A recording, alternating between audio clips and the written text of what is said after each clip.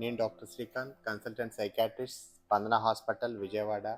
ఈ వీడియోలో నేను మీకు డిమెన్షియా ట్రీట్మెంట్లో భాగంగా non pharmacological management of dementia గురించి వివరిస్తాను.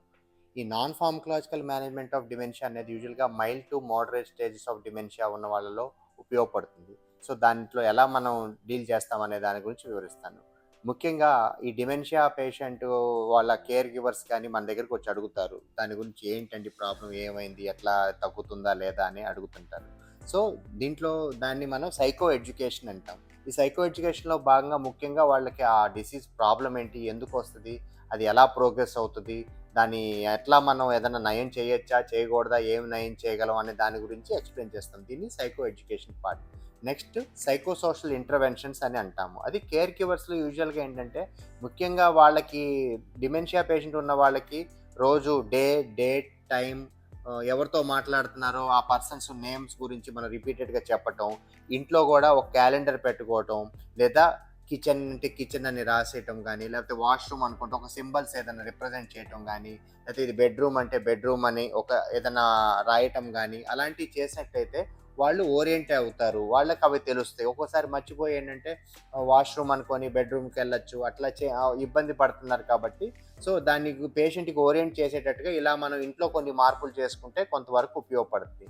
ఇంకా ఏంటంటే పేషెంట్‌కి కరెంట్ యాక్టివిటీస్, కరెంట్ ఈవెంట్స్ గురించి తెలియాలంటే న్యూస్ పేపర్ గానీ, టీవీ గానీ, రేడియో గానీ వినటం చాలా ముఖ్యమైన యాస్పెక్ట్.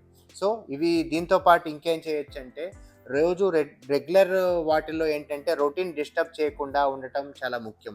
ఎందుకంటే వీళ్ళు ఒక రొటీన్ అనేది డిస్టర్బ్ అయితే ఒక రకమైన స్ట్రెస్‌కి లోనవుతుంటారు. ఆ స్ట్రెస్ వల్ల కొంచెం ఒక్కోసారి ఏంటంటే అగ్రెసివ్ అవ్వచ్చు, ఎజిటేటెడ్ అవ్వచ్చు. సో ఎక్కువ శాతం సాధ్యమైనంత వరకు సింపుల్‌గా ఉండటానికి, నార్మల్‌గా రొటీన్ ఎలా ఉంటదో అలా ఉండటానికి మెయింటైన్ చేయటానికి చూడటం జరుగుతుంది.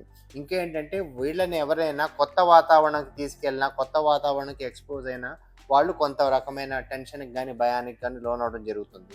ఇంకొక ముఖ్య యాస్పెక్ట్ ఏంటంటే వీళ్ళకి ఫోటోస్, ఓల్డ్ ఆల్బమ్స్ గానీ, అలాంటివి చూపిచ్చి మనం దాన్ని రికలెక్ట్ చేసుకోమని అడగటం, చెప్పటం.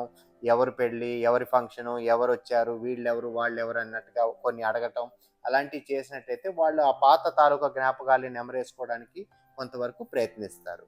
సో ఇది కేర్ గివర్స్ చేసే యాస్పెక్ట్స్. ఇవి కాకుండా ఇంకేంటంటే ఈ యాక్టివిటీస్ ఆఫ్ డైలీ లివింగ్ అని ఉంటది. అంటే పేషెంట్ రోజువారీ చేసే పనులని వాళ్ళు ఎవరో ఒకళ్ళు కుటుంబ సభ్యులు పక్కనుండి ఎంకరేజ్ చేయించటం, వాళ్ళని చేసుకునేటట్టుగా సహాయం చేయటం, ఏదైనా తప్పులు జరిగినట్టయితే వాళ్ళ తప్పులు సరిచేయటం లాంటిది చేయటం జరుగుతుంది. ఇంకా ఎక్కువ శాతం వాళ్ళకేంటంటే సోషల్ యాక్టివిటీస్, సోషల్ ఇంటరాక్షన్స్‌ని ఉండేటట్టుగా చేయటం, ఇంకా రెగ్యులర్‌గా ఫిజికల్ యాక్టివిటీ చేయించటం. ఎందుకంటే అండర్‌లైన్‌గా షుగర్ ఉన్నా, బీపీ ఉన్నా అవి కంట్రోల్ కానప్పుడు ఈ ఫిజికల్ యాక్టివిటీ ఏదైనా చేసినట్టయితే కొంతవరకు వాళ్ళకి ఉపయోగపడుతుంది. సోషల్ యాక్టివిటీస్ చేయటం.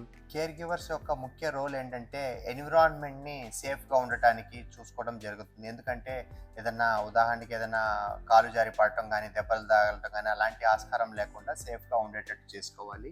ఇంకా చాలామంది ఈ డిమెన్షియా పేషెంట్ వాళ్ళలో సెన్సరీ డెఫిసిట్స్ ఉండొచ్చు. ఉదాహరణకి చెవి వినికిడి లోపం గానీ, లేదా చూపు మసక గానీ అలాంటివి ఉండొచ్చు. దాన్ని అప్రాప్రియేట్ సెన్సరీ డివైజెస్‌తో మేనేజ్ చేయటం జరుగుతుంది. సో అలాంటివి చేసినట్టయితే వాళ్ళు కొంత ఒత్తిడికి, టెన్షన్‌కి లోనవ్వకుండా ఉండటం జరుగుతుంది. ఇంకా ఏంటంటే ముఖ్యమైన యాస్పెక్ట్స్ ఏంటంటే సాధారణంగా వీళ్ళు మర్చిపోతారు. కానీ పని చేస్తా అని చెప్పి వెళ్తారు. ఉదాహరణకి వంట చేస్తా అని వెళ్తారు. గ్యాస్ ఆన్ చేసేస్తారు. పెట్టేసి మర్చిపోయి వేరే పని చేసుకుంటుంటారు. అయి మర్చిపోదు. దానివల్ల తీవ్రమైన ప్రాబ్లమ్స్ రావటం గానీ, జరగటం గానీ జరగొచ్చు. ఒక్కోసారి మంటలు ఏర్పడొచ్చు, ఇల్లు కాలిపోవచ్చు. ఇట్లాంటి సమస్యలు వస్తది.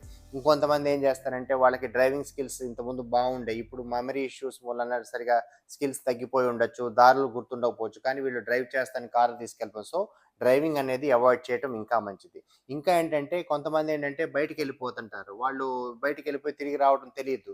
సో ఇలాంటి ప్రాబ్లమ్స్‌ని డీల్ చేయటానికి ముఖ్యంగా వాళ్ళకి ఐడెంటిటీ ట్యాగ్స్ అనేది జేబులో గానీ, లేదా కుటుంబ సభ్యుల యొక్క పేర్లు గానీ, ఫోను నంబర్స్ గానీ మనం పెట్టినట్లయితే, వాళ్ళెప్పుడైనా ఇన్ కేస్ ఏదైనా పొరపాటున బయటికెళ్ళినప్పుడు ఏదైనా మిస్ అయినప్పుడు గూడా వాళ్ళు పక్కన వాళ్ళు ఆ ట్యాగ్‌ని ఐడెంటిఫై జేసి వాళ్ళ సంబంధీకులకి ఫోను జేసి వీళ్ళు ఇన్ఫర్మేషన్ ఇవ్వచ్చు. సో ఇవి non pharmacological management of dementia.